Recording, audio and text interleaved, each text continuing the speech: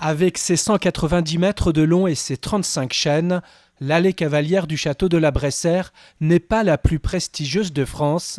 En revanche, si elle a reçu ce prix, c'est parce que les propriétaires qui ont acheté ce château il y a un an se sont engagés à préserver, à protéger cette allée d'arbres, souvent centenaire, un patrimoine menacé. Aujourd'hui, les allées privées disparaissent en France. C'est un patrimoine naturel qui disparaît, d'où la nécessité de le maintenir. Donc ça, c'était le premier bon point pour nous.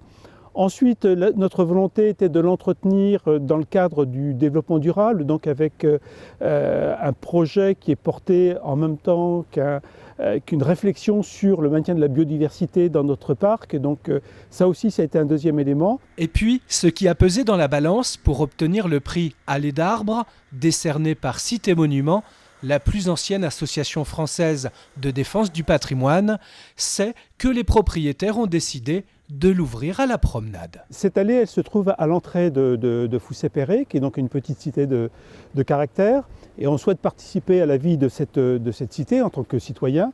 On a été aussi séduits par la qualité de ce village.